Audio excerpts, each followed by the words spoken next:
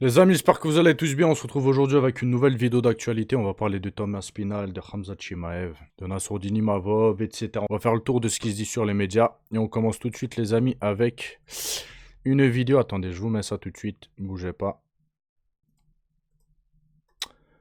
Voilà, attendez, je vais vous augmenter ça. En fait, il y a un petit combat. Et les risques d'être arbitre pendant un combat. Donc, vous allez voir que l'arbitre, il se mange un KO, les gars. Ça arrive, hein. Attendez, je vous enlève le son. Ouh là là là là là là. En plein dans la mâchoire, je crois, là. Sur le haut de la mandibule, les uns. Il se fait déconnecter. Je rigole, c'est pas bien, mais bon. Mais pourquoi il... ah non, sur la tempe, je crois. Ça dépend de l'angle. Sur l'autre angle, j'ai cru que c'était la mâchoire, et là, le haut de la tempe, à moins que ça tape et ça... Aïe, aïe, aïe, aïe, aïe. En même temps, pourquoi il met sa tête comme ça, wesh? C'est un ouf. Les risques du métier, il s'en souviendra, je pense, de ce combat-là. Bon, maintenant, les amis, on va parler de Conor McGregor. Il était je sais pas où. Et en fait, il y a un mec qui, quand Conor est passé, il lui a dit Khabib. Il a crié Khabib, let's go. Et Conor McGregor, les gars, il s'est retourné, il lui a craché dessus, il lui a dit maintenant, je te crache dessus, qu'est-ce que tu vas faire? Donc, on regarde la vidéo, après, je vous dis ce que j'en pense. Yo, McGregor, can I get a picture?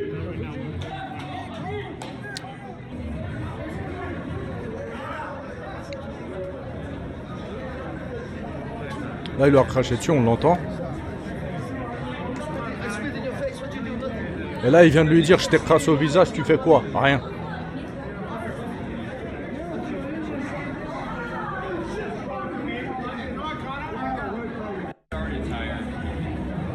Je suis choqué. Je suis choqué comme les gens provoquent et comme les gens n'assument pas. Déjà, un, si tu veux provoquer, faut être prêt à assumer. Voilà. Et de deux, je suis choqué qu'un homme se fasse cracher au visage et ne réplique pas. Je vous le dis, moi, je suis personne, mais je suis pas le plus courageux ni le plus fort, etc. Mais je pense que ce truc, les gars, ce serait action-réaction, en fait. Tu me craches dessus, je te mets un coup de tête, ma gueule. Que tu sois je sais pas qui, je te mets un coup de tête, poteau. Si ça part pas en bagarre dans la seconde d'après, je me mets pas en avant sur la chaîne, hein.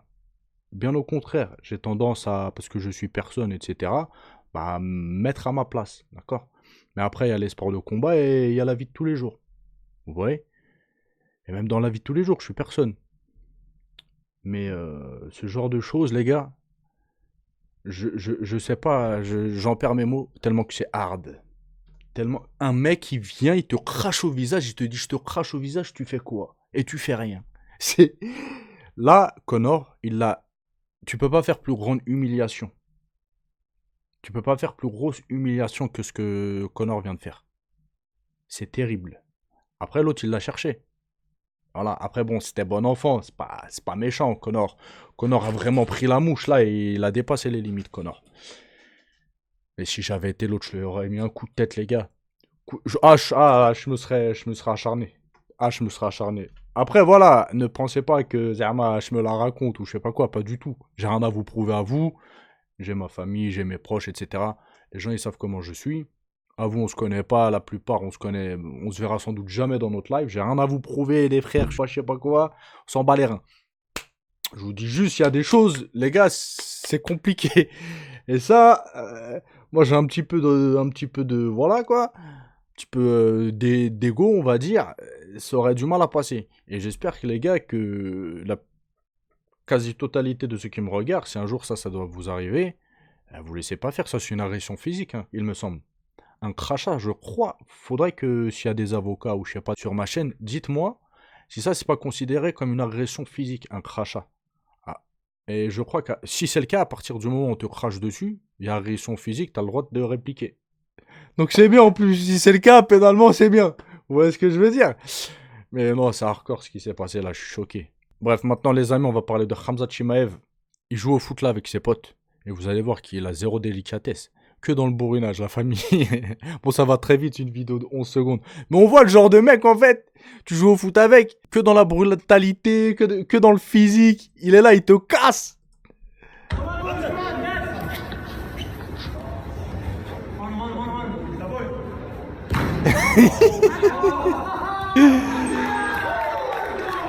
Maintenant, les amis, on va parler de Dricus du Plessis. Il pèse à peu près 105 kilos dans la vie de tous les jours, ce qui est énorme. C'est un bœuf, hein. C'est vraiment un bœuf. Donc, il affiche 20 kilos de moins sur la balance au moment de la pesée. Quand il combat, il a 83-84 kilos. Voilà. Et dans la vie de tous les jours, autour de 105 kilos. Donc, peut-être il peut monter à 110, à 100. Voilà, c'est sa fourchette, quoi, 105 kilos. C'est énorme. Plus de 20 kilos, les gars. Plus de 20 kilos. Ceux qui disaient, ouais, Khabib, il faisait des rocuts, etc. La plupart, ils font des rocuts. Alex Pereira, il fait un rocut. Dricus du Plessis, il fait un rocut. Il y en a plein qui font des cuts énormes. D'accord. Mais c'est vrai que ça reste beaucoup quand même.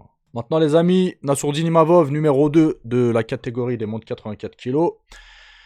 Il passe devant Khamzat Chimaev et Israël Adesanya, il perd 2 places, il me semble. Bon, je vous en ai pas parlé hier, je voulais faire une vidéo par rapport à ça, on va revenir très brièvement dessus, parce que je vois beaucoup qui disent ouais, Khamzat Chimaev devrait être le prochain, etc. Dana White fait ce qu'il veut avec son organisation, mais techniquement, sur le papier, normalement, c'est Nassourdine. Il a combattu je sais pas combien de fois cette année. Il a remporté, il a fait que des victoires, etc. Khamzat Chimaev a combattu qu'une fois. Ouais, je crois qu'une fois. Hein. Qu'une fois. Et je comprendrais pas pourquoi ce serait Khamzat Chimaev qui aurait un title shot en fait. Normalement, c'est clair et net, c'est Nassourdine. Et personne d'autre, les gars. Là, dans quelques jours, il va avoir Dricus contre Strickland. Et le gagnant, c'est Nassourdine qui doit le prendre. Après, peut-être il va avoir un truc. Et Nassourdine et Khamzat, ils vont s'affronter. Après, de toute façon, les gars, ils sont dans le top 3, top 4, vas-y, ils sont dans le top 5. Donc forcément, à un moment donné, les gars, si tout le monde continue sa carrière, si personne se blesse, si personne change de catégorie, etc., ils devront s'affronter à un moment donné, Khamzat Chimaev contre Nassourdine Imavov. C'est quasiment obligé. Voilà. Ils sont au coude à coude. Imaginons demain, Khamzat il devient champion de la catégorie, ou Imavov. Ils vont devoir s'affronter. Vous voyez ce que je veux dire? C'est obligé. Donc ceux qui sont impatients de voir le combat, parce que ça, je pense que c'est un combat qui hype. J'ai vu un petit peu les commentaires sur internet. Moi aussi, ça me hype beaucoup. C'est un combat qui peut très potentiellement se faire. Après, on a beaucoup qui disent ouais, Khamzat Chimaev va le terminer, etc. C'est vrai que pour Nassourdine, ce serait compliqué. Je pense. Après, je pense que Nassourdine, il devrait aller dans son pays au Daghestan, aller faire un camp d'entraînement pendant plusieurs mois en lutte. Voilà. Je pense que ça lui ferait du bien, ça lui serait bénéfique. Il y a Alex Sola qui l'a fait là, ces derniers temps. Il en sort avec du positif, forcément. Les meilleurs lutteurs, ils sont là-bas, quasiment. Donc, ouais, je pense que ça lui ferait du bien à Nassourdine, et peut-être c'est ce qu'il va décider de faire. Hein. Maintenant, les amis, on continue avec Dana White. Bon, il y a Thomas Spinal qui réfute le statut de GOAT de John Jones, à cause du dopage qu'il a eu, etc. Et à la suite de ça, Dana White, comme d'hab, il a dit « Je suis totalement en désaccord. Quand on pense au style de vie qu'il menait en dehors de l'octogone, cela le rend encore plus impressionnant. » Bon, voilà, je ne m'étarderai pas là-dessus. Maintenant, les amis, regardez les bêtises qui sont en train de nous sortir. Canelo contre Jack Paul, c'est pas une blague, c'est pas un fake. Il semblerait que ce soit sur le point d'aboutir. Combat de boxe entre les deux, ça n'a absolument pas de sens. Je vais pas mettre un centime dans ce fight-là. Je vais pas mettre un centime dans ce fight-là. Je suis déjà revenu sur ça, mais ils nous prennent pour des bolos. Ça a marché 2 fois, 3 fois, 4 fois. Et le pire, je pense qu'il y en a beaucoup. Sur toute la planète, hein, ils vont tomber dans le piège, ils vont utiliser de l'argent pour voir ce combat-là. Vas-y les gars, vas-y. À un moment donné, il s'agirait de doser, vous voyez ce que je veux dire. Conor, il l'a fait avec Mayweather. Conor, c'était un trash talker, etc. Il y a eu beaucoup de spectacles avant le combat. Voilà, c'était divertissant, c'était exceptionnel. Après, ils l'ont fait avec un tel, et maintenant, ça devient de monnaie courante. Vas-y, circulez là, circulez, rien à voir. En tout cas, qui compte pas sur moi pour EP, pour regarder le fight. Hein. Non, les amis, attendez, je vais vous dézoomer ça. On retourne avec Dana White et l'UFC. Il a nommé les athlètes les plus dangereux selon lui de l'UFC. Bien évidemment, il a dit John Jones.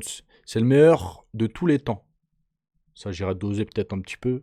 Islam Makhachev, qui est actuellement l'athlète numéro 1 pound for pound dans le monde. Ilia Topuria est un des meilleurs de tous les temps. Max Holloway est toujours un des gars les plus méchants de la planète. Voilà, il a cité 4 blazes. Et pour terminer, les amis, on va parler de Thomas Spinal et John Jones. Donc, Dana White se confie sur Thomas Spinal. Donc, en gros, il a dit quoi sur Thomas Spinal? Il veut combattre tout le monde, j'aime ça. Un jeune poids lourd agressif et talentueux qui veut réellement affronter les meilleurs. C'est rare. Le problème dans ce sport, c'est que beaucoup parlent devant le caméra, mais en coulisses ne le pensent pas vraiment. Thomas Spinal n'est pas ce genre de gars. Il veut se mesurer au meilleur du monde. Et j'aime ça. La suite de ça, il a dit quoi? Lorsqu'on demande à quel point Spinal est talentueux, White a répondu sans détour. Il est très bon. Mais nous le saurons vraiment quand il affrontera John Jones. Et s'il bat John Jones, ce sera un combat qui changera sa vie. S'il bat John Jones... Ah ouais, ça là, je pense que niveau pécunier, etc., il sera refait.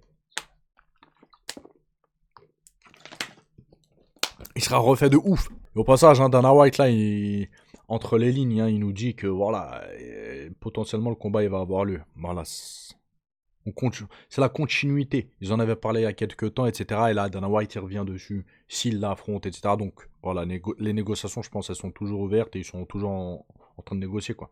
Bref, c'est tout pour aujourd'hui, les amis. N'oubliez pas de lâcher un petit like, un petit com. Je vous dis à la prochaine vidéo. Passez une bonne journée. Ciao, ciao.